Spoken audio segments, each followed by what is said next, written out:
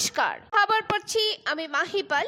শারীরিক অসুস্থতার জন্য হাইলাকান্দি জেলা কংগ্রেস সভাপতি ইসাক আলী বরভুইয়া পদত্যাগ করেছেন বলে জানান হাইলাকান্দি জেলা কংগ্রেসের ইনচার্জ তথা আসাম বিধানসভার প্রাক্তন উপাধ্যক্ষ আমিনুল হক লস্কর। এই উপলক্ষে তিনি শনিবার হাইলাকান্দিতে আয়োজিত এক সাংবাদিক সম্মেলনে জানান যে বিগত 15-20 দিন ধরে অসুস্থ থাকার জন্য হাইলাকান্দি জেলা কংগ্রেস সভাপতি ইসাক আলী বরভুইয়া তার পদ থেকে অব্যাহতি চেয়ে দলের হাইকমান্ডের কাছে পদত্যাগপত্র প্রেরণ করেছেন। তিনি জানান যে দলের হাইকমান্ড থেকে জেলা কংগ্রেস সভাপতি ইসাক আলী বরভুইয়ার পদত্যাগ এক পত্র এখনো গ্রহণ করা হয়নি বলে উনি এখনো জেলা কংগ্রেস সভাপতি হিসেবে আছেন। তবে পদত্যাগপত্র গ্রহণ করার পর নতুন জেলা সভাপতি নির্বাচনের প্রক্রিয়া শুরু করা হবে। অসম বিধানসভার প্রাক্তন উপাধ্যক্ষ তথা হাইলাকান্দি জেলা কংগ্রেসের ইনচার্জ আমিনুল হক লস্কর জানান আলগাপুরের প্রাক্তন বিধায়ক রাহুল রায়ের কংগ্রেসে যোগদান করার সম্ভাবনা রয়েছে, তবে এই মুহূর্তে স্পষ্ট করে কিছু বলা যাচ্ছে না। তিনি সাফ জানিয়ে দেন যে AIUDF এর কোনো বিধায়ক বা সাংসদকে দলের সদস্যতা পদ দেওয়া হবে না। হাইলাকান্দি থেকে সিপ্রিয়ান দাসের রিপোর্ট। ধন্যবাদ। কংগ্রেসের অবস্থা হাইলাকান্দি খুব ভালো এবং পূর্ণাঙ্গ একটা ডিস্ট্রিক্ট কমিটিও গঠন করছে। এরপরে হঠাৎ করিয়া আজ থেকে প্রায় 15 দিন আগে অসুস্থ হয়েছেন। অসুস্থ হওয়ার পরে একটু সুস্থ হয়েছে, হওয়ার পরে দেখা গেছে এখন তার শরীরটা খুবই খারাপ।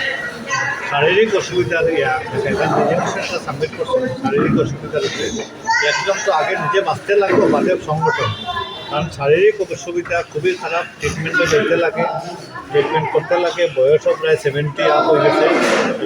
মানে তাই নিজের তো রয়েছে, তাই নৌকাতে চাইছে দলে এখনও তাই তার নিজের মেশিন অ্যাকসেপ্ট করছে না। এখনও পর্যন্ত তাই সভাপতি হিসাবে আসে অ্যাকসেপ্ট করলে এবারে আগের কমিটিতে এখনো রয়ে গেছে নাকি নতুন কমিটি, এখন যেটা নতুন কমিটি আছে প্রেসিডেন্টের যাই বিষয় প্রেসিডেন্টের তাই পুনর্গঠিত কমিটি কি এখন রয়েছে নাকি? হ্যাঁ রয়েছে, এটা অ্যাপ্রুভ এপিসিসির অ্যাপ্রুভ কমিটি। এবারে জেলা কংগ্রেস সভাপতি হিসেবে কার নাম উঠে আসছিল তাকে আমরা দেখতে পাবো। দেখেন সবই জিজ্ঞেস অনেক প্যানেল আছে, খুব লম্বা মানে যারা মানে সভাপতি লিস্টে আছেন প্রায় সবই এপিসিসি বিবেচনা করতে পারে। নমিনেশন কার পার্টি নমিনেশন 26-এ, এটা অনেক দূরে। না না সভাপতির নাম সভাপতি সভাপতি কার কার নাম গেছে এপিসিসি হেডকোয়ার্টারে এখন এই মুহূর্তে আমি বলতে পারবো না।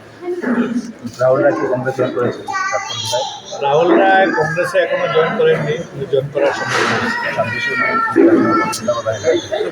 এখনো মানে কনফার্ম হয়নি। জয়েন করার পরে বোঝা যাবে 26-এ জয়েন করার পরে আমরা অফিসিয়ালি বলতে পারবো।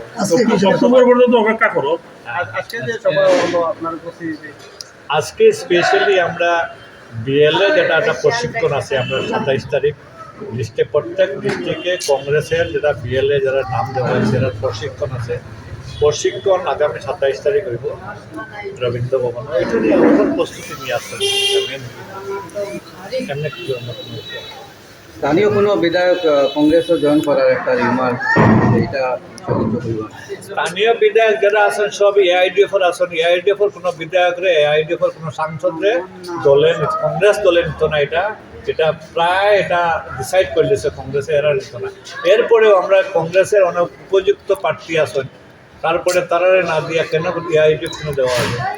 জয়েন করতে পারে, মানে জয়েন তো প্রশ্নও নাই, জয়েন্টের সুযোগ দেওয়া হবে না AIUDF বিধায়ক।